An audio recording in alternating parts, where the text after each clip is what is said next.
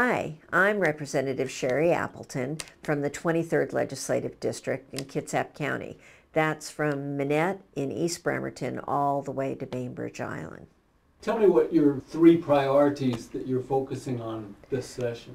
You know, with the budget looming, it's hard to have legislation that doesn't cost anything, and I think it's good to let people know that if it costs anything, it's not going anywhere. At least that's what we've been told.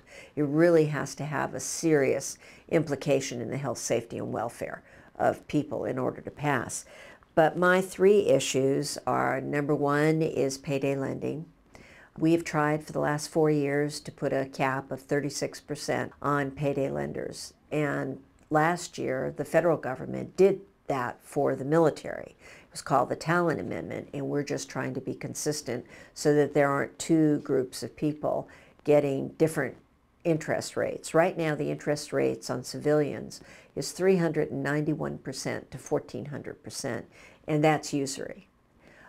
So I have a bill that would cap it at 36%, but I've been told I can't have a hearing on that bill, so I have written another bill that would completely prohibit payday lenders, and I believe that has sort of shook everything up, so we are going to have a hearing on that bill. So stay tuned, because this is really serious stuff. 14 states have banned payday lenders because of the usurious interest rates. The second goal that I have is ferries. We have a serious crisis with ferries here in Washington State. The system is going under. They say in the next biennium it's going to go over a cliff. And our commuters have supported this system for 50 years. My goal is to have the state subsidize the ferry system.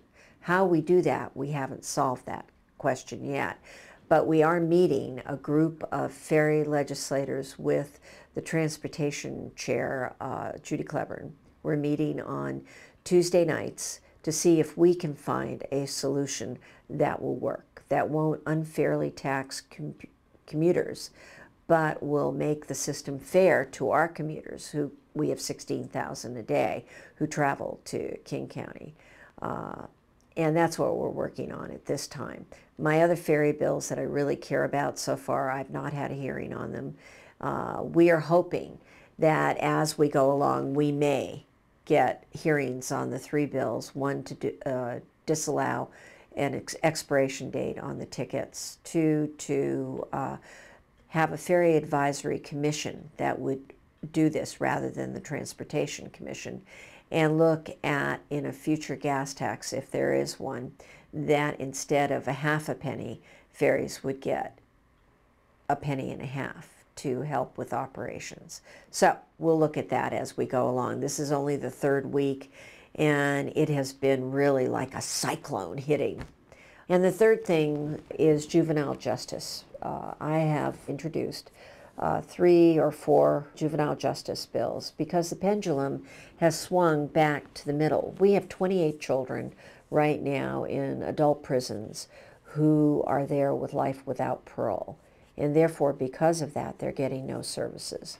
They're not getting education, they're not learning a skill. And so what we're trying to do is to at least give them hope. We know that children commit heinous crimes. The brain studies have shown that for most children, their brains don't develop till they're 25 years of age. And those children that have no mentoring, no family structure, no support structures can go off the deep end. But after 25 or 30 years, there should be the opportunity to review the case. Doesn't mean that they'll be released, but it means that the case will be reviewed. And so that also will get back to the programming in education. If there's any hope that a sentence will be reviewed, then those children will get education and will also get support.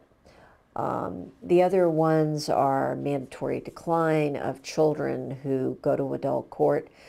Because of the brain studies, we're looking at lowering that so that children under the age of 15, chronologically, would not be automatically declined to adult court, but that aggravating circumstances, mitigating circumstances could be charged as well by the prosecutors.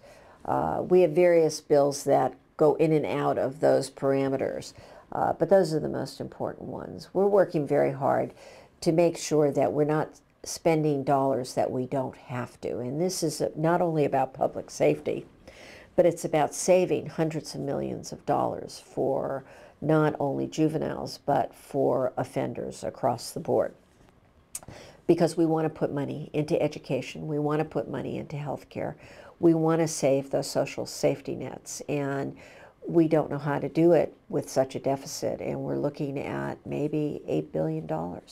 So anywhere we can look to make things easier on the people who live here in Washington State, we do. Anyway, I'm Representative Sherry Appleton, and I represent, as I said, Kitsap County. I'd love to hear from you if you have an issue or you need to call me. My contact information will be at the end of this video. I hope you have a great day, and I look forward to seeing you. Thank you.